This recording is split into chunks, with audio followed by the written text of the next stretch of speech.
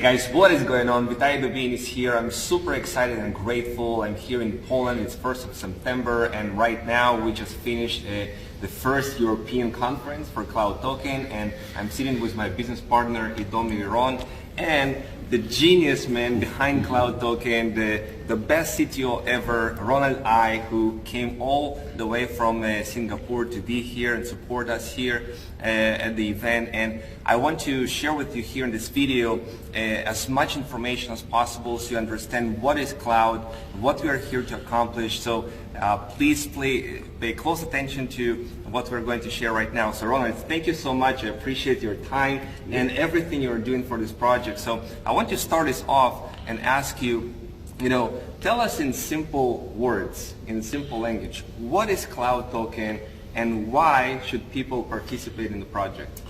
Well, first, the idea is very simple. We're trying to become a wallet that's going to be supported by everyone, and it's going to be in everyone's hands. We're trying to change the world by getting everyone to be financially included, which means that they're unbanked as well. So it's a very big dream, very big goal. That's why we need a lot of people. And one of the ways to actually do it without a corporation controlling it is to make it to become a social economy. That's why we actually choose this platform and this particular method to actually make this dream come true. Okay, so if somebody is out there and they want to download the app and use cloud, tell us about the project, like what it's all about, like what you're doing. So basically, you can actually just go to App Store, Apple App Store and Google Play. Please only download from these two places, not any other websites. We are hitting our 1 million mark soon. And app downloads? Yeah, app downloads. Wow. So actually just not app downloads, it's about more users, right? So there are a lot of phishing websites and a lot of people targeting us, our members. So please only download from the official stores, Apple and Google stores. And it's a particularly hard thing to actually do to actually get into the Apple store. Right. It took us a long time and a lot of work with Apple directly to actually get it in. Yeah. However, we got it in, but we're missing certain parts. But we're getting it fixed very soon for the legal conformity that Apple needs. So we're actually following through that step, and we're working hand in hand with the necessary authorities and of course with Apple to actually make it happen. So now they download the app. Okay, what they're doing, how they're interacting with cloud. So basically, there are two parts in Cloud Wallet now. The first part is actually either you are a partner, or you are a consumer or a member, or just customer, right? So for our 1 million existing partners or members, you actually build a business out from it, and that's where the affiliate program kicks in. Basically, you participate in projects like Jarvis to actually, which is a wealth management project that can actually help you change your life. And the other part of it is actually more on the customers. So we actually have a project called the Cloud SIM, and that basically provides free data service to virtually everyone in the globe. And the way we are doing it is actually not by giving it free and making it economically unviable.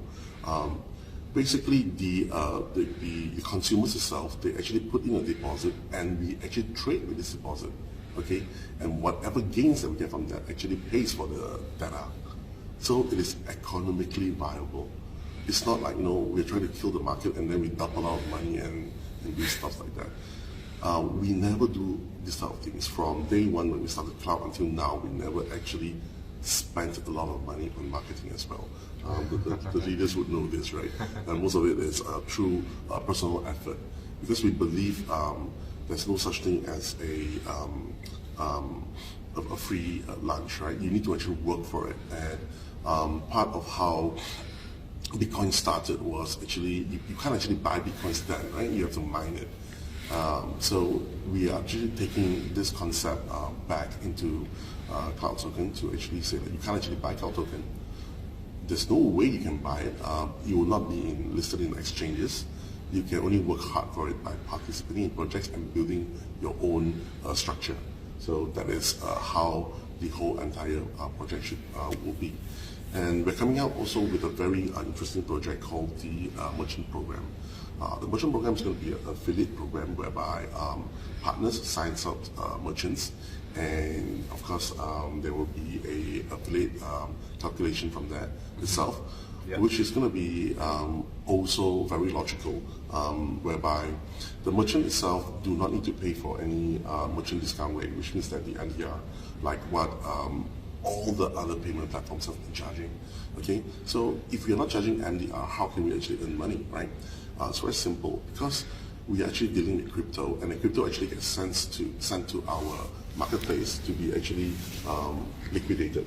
And when we do the liquidation, there is always a buyer, there's always a seller, and we will charge 1%, right? So there's a 2% there, minus the tax that we are going to pay.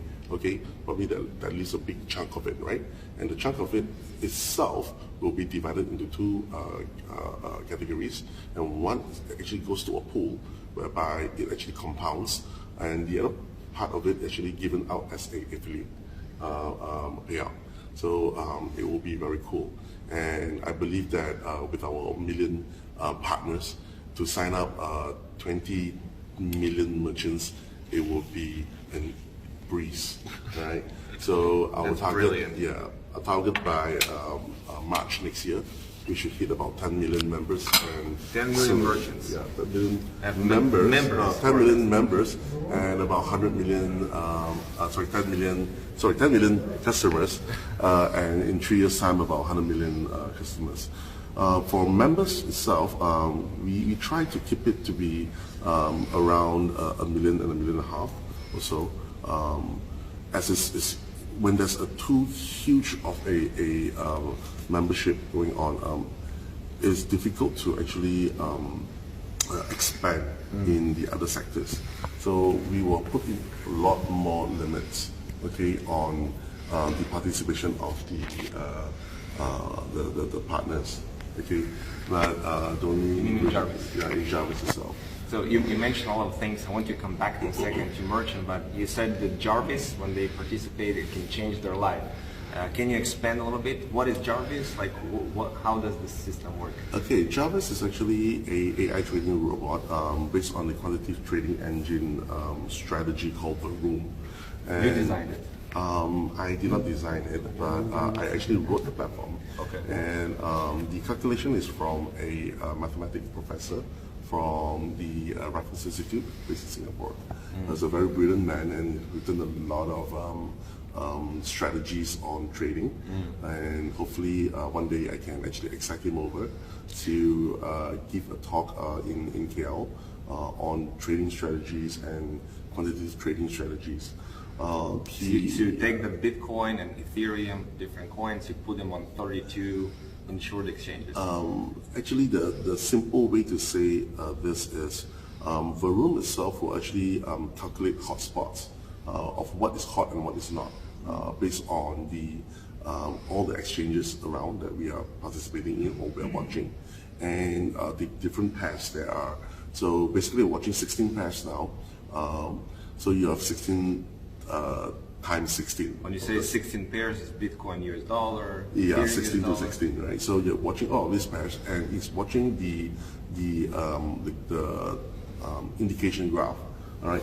Whether with the acceleration, particularly the acceleration of it, and we will actually based on the comparison of all of this acceleration, okay, and we will figure out which is the best pair to actually switch to.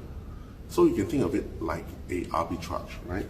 And the best quantitative trading strategy, the safest one, is actually called triangular arbitrage, which is based on the triangle. Ours is a 16-pair model. Wow. Right? So it could be more than a triangle. Yeah, it can be more than that. Yeah. So like Bitcoin to dollar, dollar to yeah. So cash. actually goes then, but you see, 3 is not really a lot. But the triangular arbitrage actually is designed for forex. All right, because forex you don't have so much of pairs that you can actually play with. right?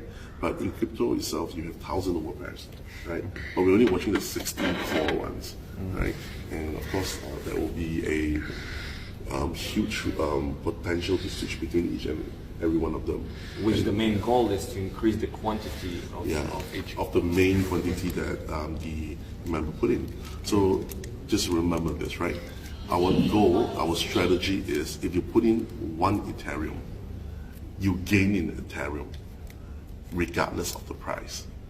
So if you give me an Ethereum that is worth $220 and the market crashed, okay, and it goes 1 Ethereum, it goes to 160, our system won't care, because my job is to make sure that you get 1.x amount of Ethereum back. Okay, so and you have 200 of these Jarvises. Plus minus about 200 or so, because there's about 16 pairs running, and you need that amount to actually run. And each Jarvis actually is running 24 hours. And some, all through API. All through APIs, but some of them are actually hitting their performance target before 24 hours. And they will performance target can be 0.5%, 1%, depends. It depends on what the room actually calculates for them. So if there's this acceleration that it's like this, and it's supposed to actually hit, let's say 0.3%, right? And once it hits the 0.3%, you just shut down and load the 0.3. Basically, the asset is then actually sent, or the profit is actually sent into the reserve pool. But we will not know how much this profit pool is until the end of the day, right?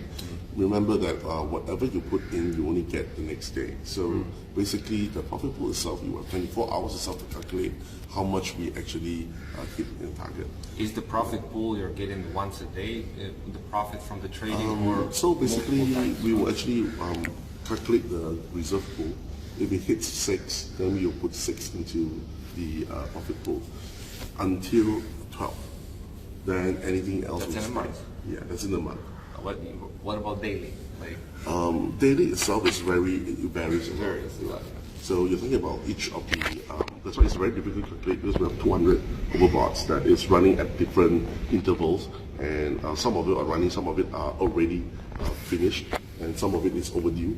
So every day you dump something into the profit pool. It's the day after. The day after. Yeah. Okay, so people participate in the project Jarvis later, or maybe other projects, but in this Jarvis you have trading going on, all these exchanges, 200 bots running, triangle trading, all of this craziness going on. Then the profits go into the reserve pool, and that is what is backing up the CTO, and the members actually get rewards in CTO. So tell us, what is CTO? You know, what is CTO? And you know, you told me it's not an ICO, it's not an STO, it's not an IEO. What is CTO? We can say that CTO is a utility-based asset that we use in our own ecosystem. Okay, so as I said that in the beginning, we're actually running the merchant program, so we're actually getting external parties into our own ecosystem, and we are also using this as it's like a rewards, giving back to our members, and the partners itself, which is also using this to actually get rewarded for free data. So basically, we're creating this as an ecosystem and as a utility token. Of course, later in a stage whereby I shared a bit yesterday in the event itself about charity work, right? So one of the things that I always want to do is to change lives. And if, for example, you look at a particular town, and the town itself, okay, they pay a lot for utilities like electricity and so on and so forth, right? But it's actually a poor area. So what we can do is, okay, through our vast number of members, and if a certain number of asset can be put aside into a compounding a pool that can generate revenue for this town, we can actually ease them off all the utilities. Okay, for example, free utility if you're from this town, a free water, free power, free education, and things like that. Wow. And it's all supported by not donation. It's supported by a donation that generates profit. All right, so it's sustainable. Right. Donations is not sustainable at all. Okay, but a donation that generates profit, that is sustainable. So this is what we're trying to do. That's with the new initiatives that are coming out where people can participate in countries like India or Africa. They don't have much money, so they can, maybe put $10 or $30 and you will kind of save that money and you'll grow it, and some members will hit prizes, and that can help the orphanages. They can help. Yeah, different orphanages can actually start a pool by themselves. And by the way, this pool itself is actually through the MakerDAO DAI platform, so that every single asset is tracked on the chain. There is no the owner from here, right? But there's only one recipient. Yes. Okay, so that is how it goes. It directly goes there. So us as a company itself, we set up this platform, and that is the benefactor. Okay, so people cannot buy CTOs directly, right? You are not an ICO, and they cannot buy from the company. You, like everybody else, you put your own assets into Jarvis and get the rewards in CTOs, right? Yeah. What determines the price? Like, people ask all the time, okay, they used to get C on exchange, they will never get listed on exchange. Explain a little bit why you never plan to list on exchange and what determines the price. Okay, so let's break these two questions into two parts itself. The reason why we will never be on an exchange is, once you're on an exchange, your price is manipulated, which means that it's up to market forces, which is not what we want. It's the same thing is going to happen, like why Bitcoin. The first time when it hit an exchange, then all hell break loose. There's no more effort to actually mine it. It's all about greed. Right. You can dump the, yeah, you can dump it. Anyhow, which means that people would have a lot of money, that has a lot of money, can actually manipulate it. All right? It's the same way like we're manipulating the exchanges now. I can actually dump Bitcoin because I have a lot. Let's say I've dumped 30,000 Bitcoins now. I will bet you at a market rate, if I will dump it, it will go down to 7,000. Right? I can do that. But what does it gain us? Nothing, right? Unless I still have a huge pool of USDT reserve that I can buy back up again. You imagine that, right? The manipulating factor of it. Right. In Bitcoin it will be harder a little bit to do, but still it's doable. Yeah, I mean, with the number of assets that we have, we can do it. I mean, we used to do it, but we don't do it. How much we have? How much you have in the company? Basically, what happens is, okay, all the asset pools from all the members is equivalent to about 560 or so million. At the moment. Yeah, at the moment. Actually, day by day is a bit different. I saw it this morning. Yeah, this morning was about 560, I think. Yeah, 560-ish. Okay. Of course, it depends also on the price of Bitcoin. Of course. Right. Yeah. And So the price of CTO is determined by, you said, several factors: the profits and the circulation. Yes. So when you look at a normal ICO, right, they rely a lot on total supply. Okay, because total supply itself, which is the whole 100% of the pie, they have to divide it, let's say 5% or 15% for the owners and so on and so forth, whatever, right? But we are not an ICO, so we don't have that pie itself. 100% of the total supply belongs into Jarvis or the CTO project itself. Okay, Jarvis is a project that actually you have to put funds. Okay, you think of it like a it's like a vault. Okay, but the vault will not release any of these CTOs unless you put in assets. In the technical term, we call it as a collateralized debt positioning. or CDP. You put in Ethereum assets in there, you will generate the CTOs. Okay, and when you take your CTOs and you want to change it back to Ethereum, it goes back out. So it comes back into the pool and CTOs goes out. So it affects the price. So that itself controls the price. What can cause the price to increase? More profits? If you have more assets going in without CTOs going out. More profits going in without CTOs going out. But CTOs go out anyway. Not really. So if, for example, if I were to make, because we have an ecosystem now. Okay, tell us about the ecosystem. Well, let's say CTOs utilities. Okay, people, it's not just, they take CTOs, turn into Ethereum, Bitcoin, whatever. How can they use it? What is the plan? So, for example, we are launching in a OTA very soon. Online travel agents. And we also do OTC for the merchant program, right? So now, let's say, for example, you will sign up a merchant, and the merchant actually now can receive cryptos, right? So let's say every day he does about 10,000 in volume, all right? And that 10,000 actually gets sent to us, and we actually do a liquidation for him. So 1% minus tax and everything, probably we will earn, let's say, like $200, okay, from that. This $200 actually goes into the profit pool directly, not the reserve pool, but the profit pool. But there's no CTOs given out. That's from the fees, right? Yeah. So this is what we call actually the profit earnings from the ecosystem itself. And who are the ones that actually use this? The members itself. Because only the members itself have CTOs. The members goes to a merchant and spend the CTO, okay? So the CTO actually goes to the merchant, right? Right. And the merchant is just sent it to us, and we will actually liquidate it, okay? And CTO goes back to the pool, right? Yes. And the money goes To the merchant. to the merchant. To the merchant. But whatever that we earn goes to the pool. You said there is reserve pool and there is profit pool. What are the difference?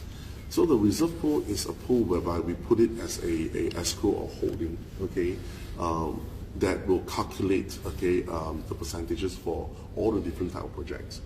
For example, like Rogue. Rogue itself, you don't have much need for the reserve pool, but Rogue itself is handled by the chain itself. For example, we use Celsius Network, we use BT, we use let's say Compound Finance.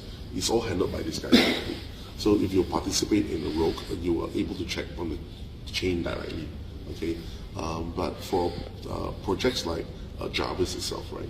Because we are not sure how much we can earn a day for that day itself. So it needs to have a holding pool to calculate that amount, so that we know what to give up. Statistic. For the next day. Yeah. Another question. Maybe you can show us everything on the computer, the reserve pool, the trading. The people, all the people want to see something in live. Can we see some trading on Jarvis? Yeah. Yes. So. If it's okay. Yeah. Of course. That's why. But first, drink some coffee.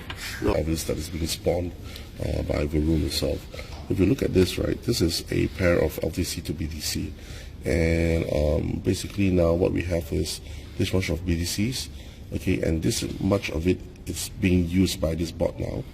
And this is how much of the LTCs that we have, the volume, which is this guy here, how much is being traded in the whole market. All this data is coming from Binance itself. Okay, Yeah. The difference between the price between just now and now is about this amount. And if we were to hodl, this is how much we were to earn, which is lose. This is if you were short it. This is how much it is, 0.07. Yeah, so this is how the room has been calculated. What is this minus 0.08? This is the difference between the target price and our price now. Okay, which means that it's a good time to buy. Right? Okay. Yeah. So look at this as well, right? So this is another. Each screen like this is Jarvis. Yeah, it's a Jarvis with a Jarvis different. node. This one is ETH to USDT. So you can see that it's actually this is buying. So we actually bought Ethereum through USDT, This is how much of Ethereum that we have. 79,400. Yeah, and this is how much of USDT that is here. And yeah, this is the same thing as well. If you were to short sell, and this is to hodl. Okay, and That's the target, yeah? Or it's this, right now. If you this tool execute is right now.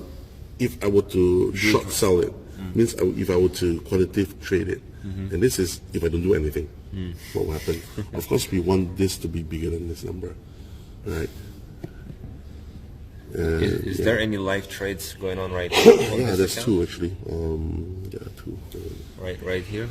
Yeah, so this one for 1.4 million USDT on Ethereum. You sell in Ethereum, first of September, and 3 million, no 80 Bitcoin, 80 Bitcoin, XRP, BTC. Can we see some of the trade history?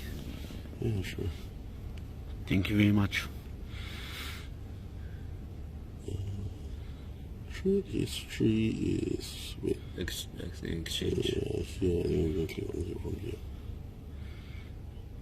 Yeah, let's. Oh, it's down here. Sorry. One more. Okay, There we let's go. try to cancel. Where we see the time, Okay, you see partially filled some of them. 9:40. Okay, we see here partially filled, a lot of them, limit orders, buy and sell. That's all today, 1st of September. There's quantity high. High frequency. High You see frequency trading. how many trades today. You look at the time of the trade. Wow, 5:57, 5:58.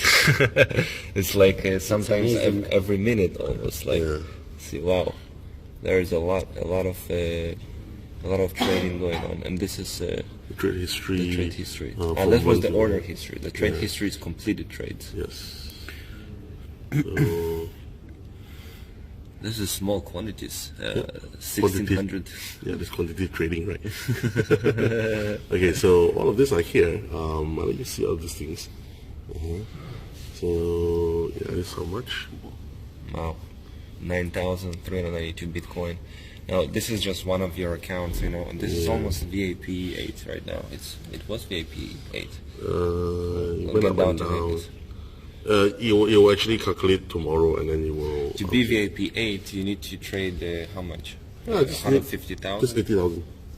Just 80,000. VIP 9 is 150,000. They okay. actually changed it a bit. Because no one is hitting that amount. Are you trading mostly on Binance? For me, yes. Yeah. Yeah, there are other traders that actually trade on other. I mean, for us, it's on others. Like from the Jarvis pools itself, Binance is the biggest exchange. Not really. There are many bigger ones. So you're talking about not say necessity, but it's based on our what has been done before, and because when I wrote the engine itself, Binance was the first exchange that I integrated the platform to. Okay, and then we started to use a lot of it, and from that itself, we have actually grew a lot of our accounts. You know, it's not easy to actually trade 80 over 1,000 or 90 or 100 over 1,000 bitcoins in 30 days. It's not. It's not. Yeah. So It's a lot of volume. yeah, there's a lot of volume, and we want to have a very close relationship with the exchanges. So yeah. Are you also trading on the BitMEX? Yes, we are trading on BitMEX. We are trading on Huobi, OK, CEX as well. Yeah, But in smaller overall about the same. Bitcoin is It's about the same. I mean, Bitcoin. I mean, for Binance itself, we hold about 40% of the total, and the rest of it is about there. it fluctuates. So tell us right now a little bit about the vision of cloud, like what you want to do in the next 2-3 years. How do you see it develop? Let's put it this way, right? It's always been to capture the unbanked and to make everybody financially included, right? And MasterCard took 50 years, as I always say. Mastercard took 50 years to actually cover the bankable. All right. PayPal took 12 years, grew up to 125 billion in market cap, but only for the bankable. We're going to take 3 years to do what they are doing, but we'll capture everyone. We'll make everyone financially included. This is what we want to do. So as a team. We are not a corporation, we are a team, we are a business, and who owns it? All of us. Of course, if you're not a C5 yet, when you are a C5, you are in our board of directors, you have a voting rights, and from the board of directors, we'll choose the most capable one to be an independent director, which, you can stop whatever we're doing. In 3 years' time, you plan to actually reach 100 million people. Yes. And we have a very good strategy of doing it, as I say, through the Cloud SIM project itself. The SIM cards. Yeah, the SIM card. Just imagine this way, right? Around Southeast Asia, around the world itself, there are a lot of workers that actually travel far abroad to actually work, right? To actually earn an income for their families. And it was all good and all until people start to take advantage of them. Okay, number one is the local telcos take advantage of them. Okay, very simply, right? It's expensive for them to actually do all of to make a call back home and things like that. So what we do is we try to actually turn the tide to make it more competitive for the telcos to do it, and because we have the show volume, we can command things. Okay, same thing like how there's a lot of hundreds of thousands of people that are logging into the app every day, and you can come to the different networks, hotel chains, and say, hey, we have all these people logging in, and they're actively participating in the project. Give us some discounts. So that's what you happen like with the online travel agency. People get 10 to 20% discount. Yeah. You just imagine this, right? We are now connected to a backend, okay, that is serving the rest of the big guys. But that itself does not give us the advantage that we need. We are going directly down to chains, okay? Of course, we're going for the big chains, then we're going for the smaller chains. Then later we'll open up a affiliate program for members to sign up the streams, to sign up a hotel, to sign up a airline, or to sign up anything. If you know a guy that actually is doing Uber or whatever, okay, you can jump on board, on this thing. So basically, we're coming up with many ways for our partners to utilize our strength to actually sign up merchants, okay, so that it can change their lives. Or maybe you can actually create a bridge for them to actually get more customers, right? So we are actually trying to do that as well. Okay, of course that is to be done. We're going to hopefully reach 20 million merchants in the next several years. 3 years. So 3 years time. Let's see how it goes from there. I mean, we started in May, and now in today's September, we are about 860, 900 in. 860,000 accounts created. Yeah. Not all of them are active. Most of them are, all of them are active, by the way. So it's just only that whether they're qualified or unqualified accounts. Right. So qualified accounts we more than $500. We have about 500 plus. 500,000. Yeah. But out of this 500 plus, how many are actual users, right? So we're talking about maybe a bit around that. So we're getting there. So the most important thing is most of our members itself that has gotten the C1 or C2 state has spending power, and it's actually pure income from the hard work from the leaders, and that's why we need to have ways for them to enjoy. Can you tell us in a couple minutes how cloud was started? You know, I know that there was first any project goes through stages. First is an idea, then you implement. I know even before cloud was there, you had your technology, our technology, the blockchain itself. It was done. You know, how it all started, and I know you said, you know, they were thinking too small and let's do something big. So it was like this, okay? We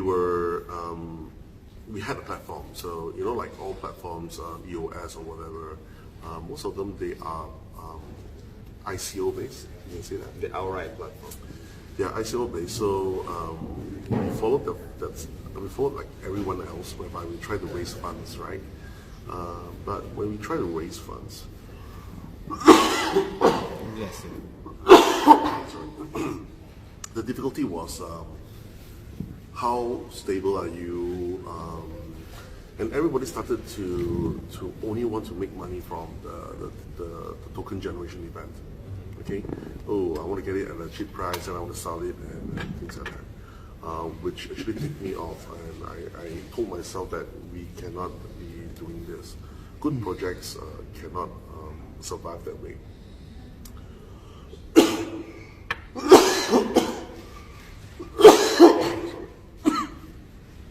It's a bit dry. Say it. One more coffee. Yeah, water. Water. This is that, but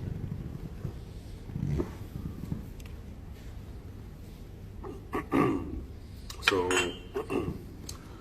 we decided to do a change by creating something very cool that has meaning on our platform, then only we promote our platform. So I think everybody is going that route now. It's like EOS and stuff like that. Because of their funding, they are paying people to actually go on the platform. But who are the ones that actually use EOS now? Gambling game companies and these stuff guys, right? Yeah. But what we want to do is to create an impact to the world. So we were searching for products left and right. We were searching for projects left and right that we can do. Yeah. We never found one that is good enough To attach your technology. Yeah. Until we met this cloud team. And at the time, cloud team, the founding members, right? Founding members, yeah. There's 15 of them. And they told me in China, they had a big problem. The problem was they have been scammed, and some lost millions. And that was in December of 2017. Yeah, 2018. Sorry. Yeah, December 2018. And oh, sorry, it's in November.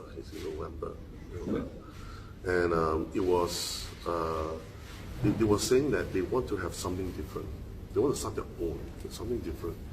They want it to be real. They want it to be something that works, and they want it to be fully decentralized. The first thing that I told them was it's going to be a very difficult journey, right? Because to do a decentralized wallet is no one has done it, and CryptoKitties is a very good example. It crashed the network, right?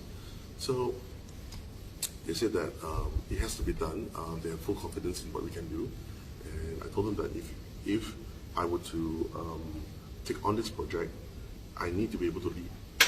I need to be able to say what it can do, what it cannot do. So I laid down a set of rules.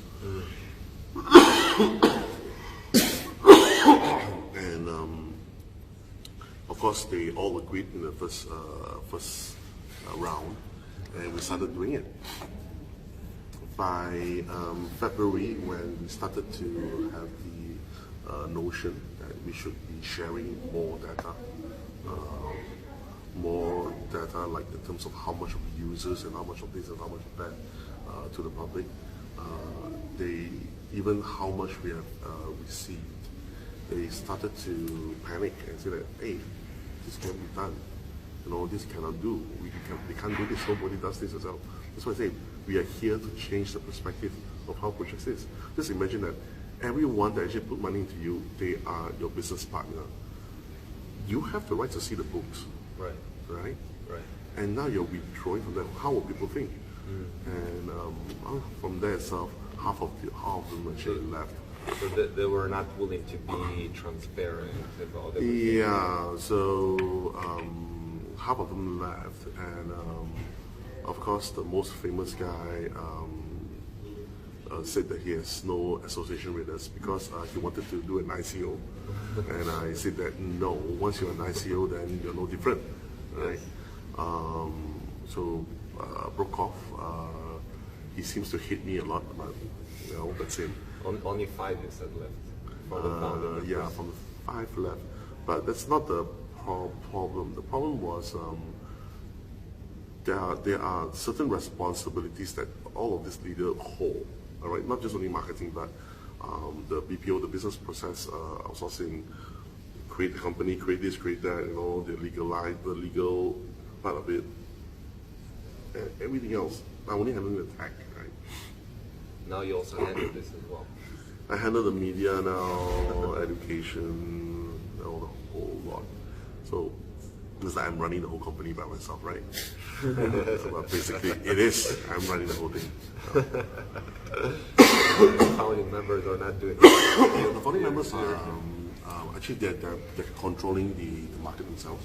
I mean, they are serving the market by educating the market. So that's one cool thing that I love what they're doing. And so basically, long story short, from that itself, and we started this journey. And why I'm standing in front here is because most of them are Chinese and they can't speak good English, and I draw the short straw. That's amazing story, and I understand that everything from the profit side pretty much goes to the profit reserve pool to increase the value of the coin, and it's not that the profit, some of it goes to the founding members. They all interested in the success of the project. Yeah, because I told them that the wallet or whatever you're being taught to know, okay, those are only the tip of the iceberg. All right, the whole entire project can be valued over 100 billion.